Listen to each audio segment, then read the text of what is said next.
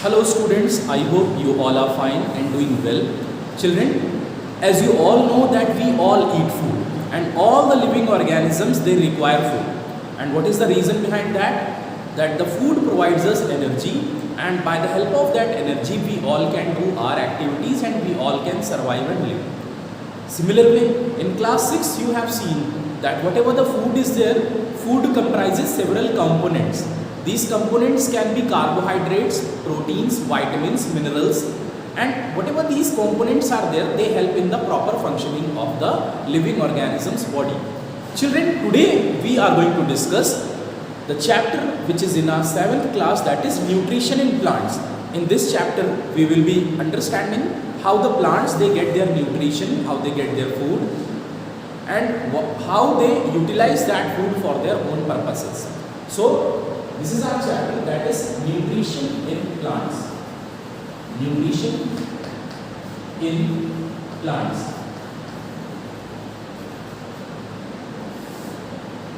See children, here the concept is there regarding nutrition.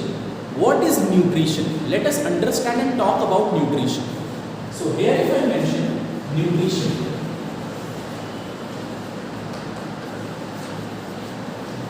children, the process of obtaining the food, that how a living organism is getting its food and then how that living organism is using that food for the various purpose, for getting energy, for growing its body. So what is the use of that food and how the living organism is using the food, how that living organism is getting that food, it all is the process known as nutrition. So what we can say, nutrition, it is a process. It is a process by which a living organism,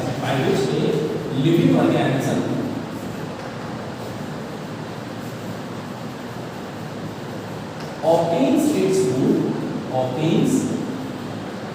food and utilizes it. Okay, so how the living organism obtains the food, how the living organism gets its food, and how it is going to use its food for the purpose of energy, for the growth of its body, all we call it as the nutrition. Now children, there are majorly two types of nutrition. One is the autotrophic nutrition, another is the heterotrophic nutrition. So both of these, let us discuss about them. So, if we talk about the types of nutrition,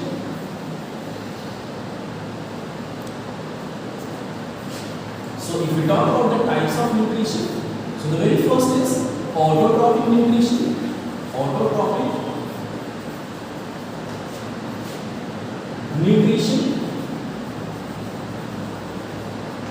and another is heterotrophic nutrition.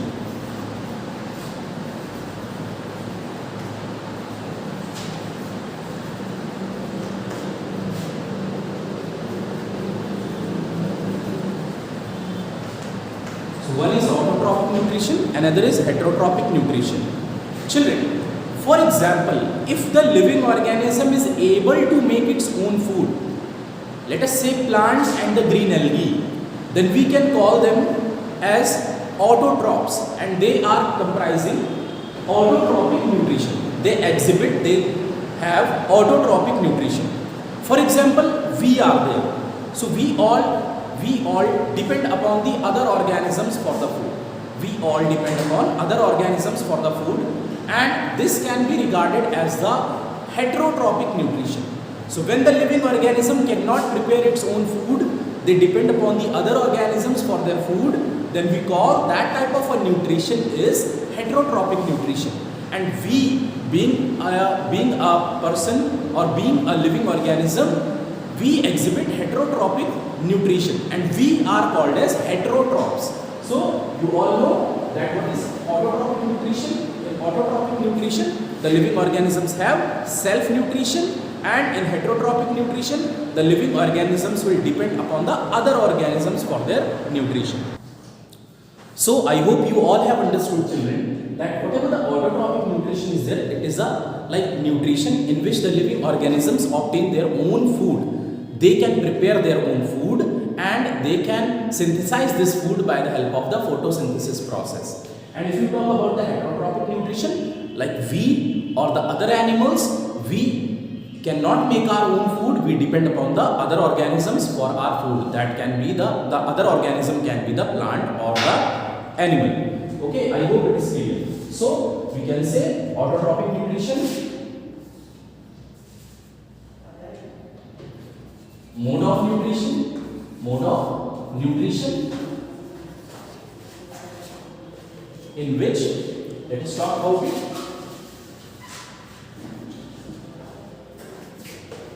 In which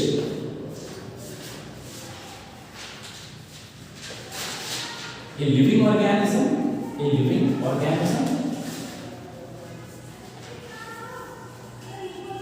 can prepare its own food,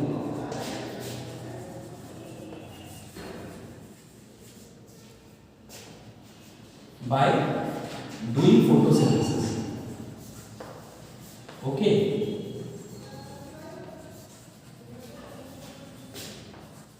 So the example of the organisms which can comprise the, you can say, the heterotrophic nutrition, they are, you can say, example, the green plants.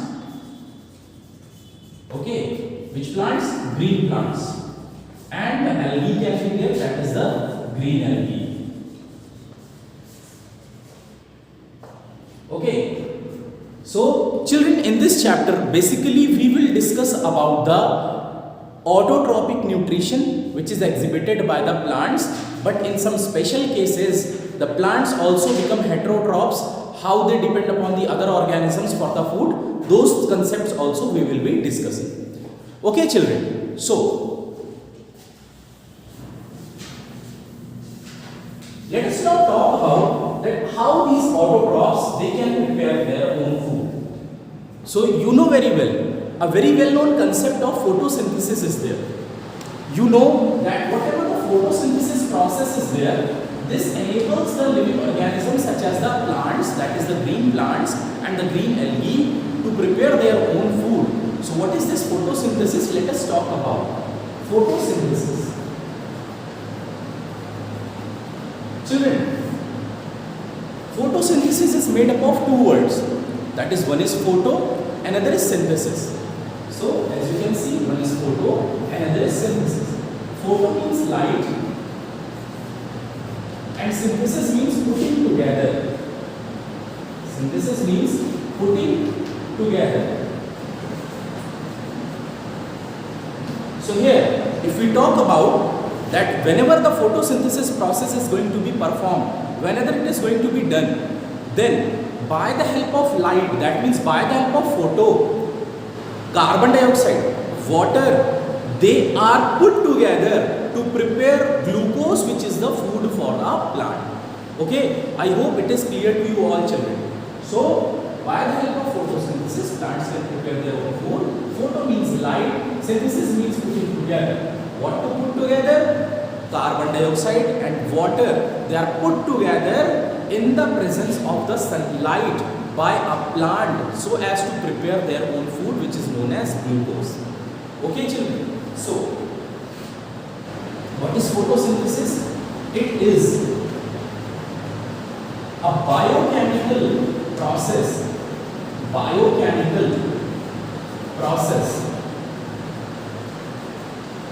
in which, see children, biochemical word here means that a chemical reaction which is taking place within a biological organism or a living organism. That's why I am mentioning this word, that is biochemical. So it is a biochemical process in which the green plants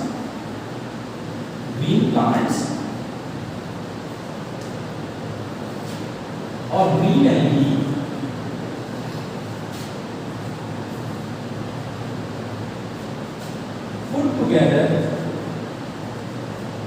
put together carbon dioxide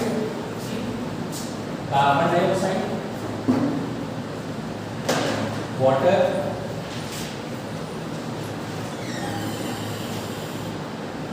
carbon dioxide and water in the presence of you can say chlorophyll and sunlight to prepare their own food,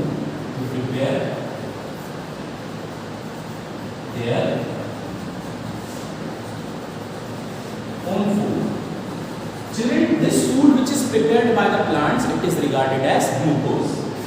So in the bracket I am mentioning glucose. I hope it is clear here. Children, if we are going to mention the general reaction for the photosynthesis, we can mention it like this. So a general reaction for the photosynthesis is carbon dioxide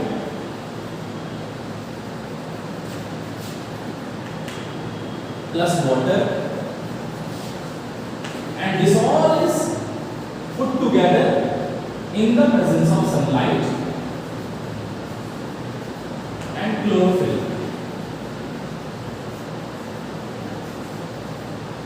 And when they both are put together, the food for the plant, that is glucose, is made, as well as the oxygen and water vapor are released. Oxygen, this is a gas, as well as water vapor are released.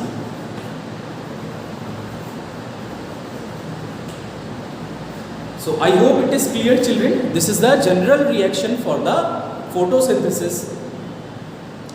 Children, as you have understood about photosynthesis and you know which of the things are needed for the photosynthesis, but how the plant makes these things available to it, how these things come to the plant, that is the carbon dioxide, water, where the chlorophyll is present, and how this chlorophyll is absorbed by the sunlight.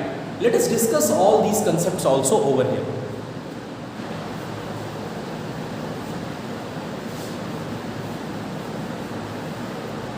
So children, let us talk about the requirements of the photosynthesis. Whatever the raw materials which were required for the photosynthesis. See, the very first thing we have talked about is carbon dioxide.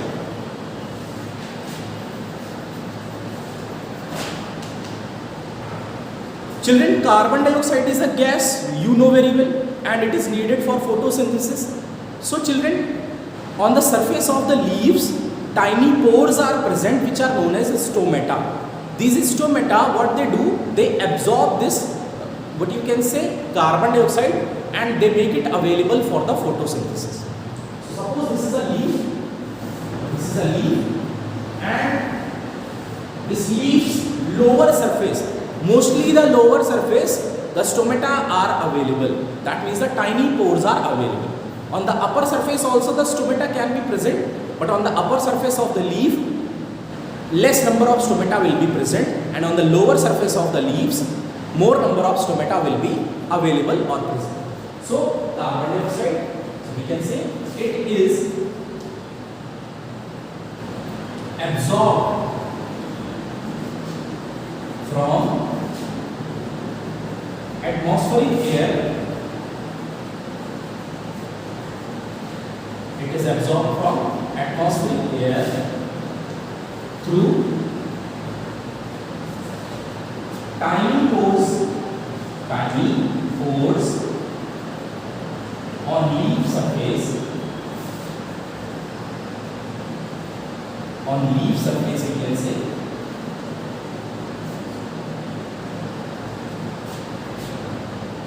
Through tiny pores on the leaf surface, it is absorbed from atmospheric air through tiny pores on leaf surface known as stomata.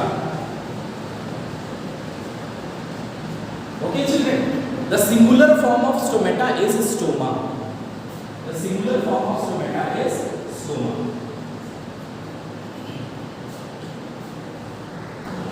Children, if we talk about the stoma or the stomata, so here if we talk about the stomata is looking like this.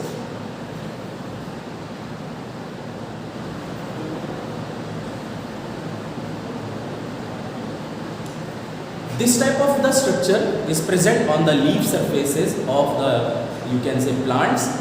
This is called as stoma. Children, this stoma is comprising this stomatal pore. This is that stomatal pore.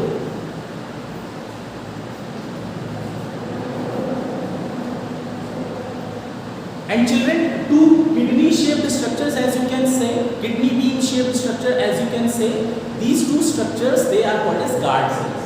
This is one guard cell, this is another guard cell. These two are guard cells.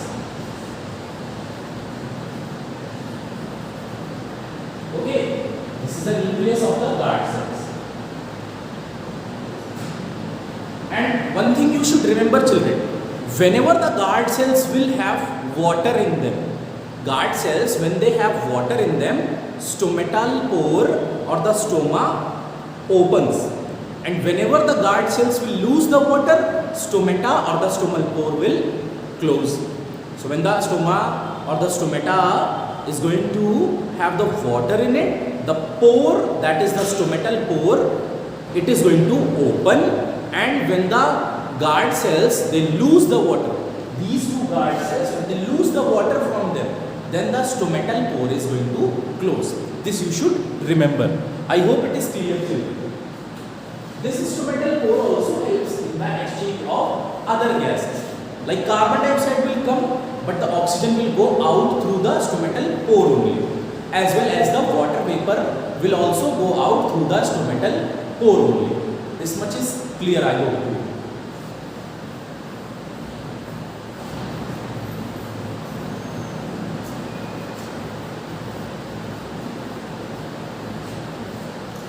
There is one more requirement, children, which is there for the photosynthesis process, that is water.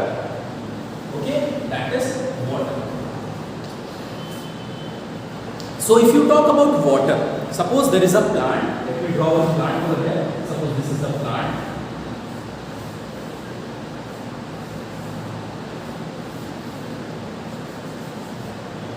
These are the roots of the plant. So, plant absorbs the water from the soil. Plant absorbs the water from the soil, and this water reaches to all the parts of the plant by the very fine tube-like network, tube-like structure, tube-like network called as xylem tissues. Okay, so we can say water is absorbed, water and minerals are absorbed. Water and minerals are absorbed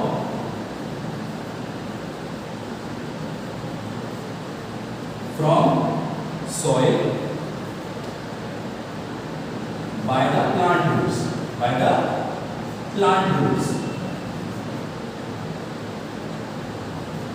Okay, and whatever this water is there, water plus minerals, it is transported to the plant parts by the help of xylem.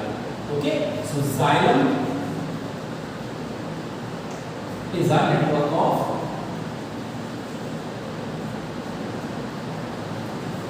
tubes which transports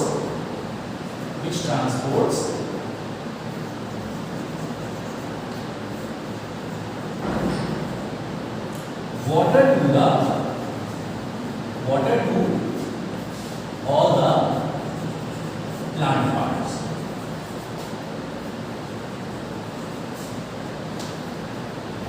I hope this much is clear, children. So in this video for today, this much only. I will be discussing the other concepts in the next video.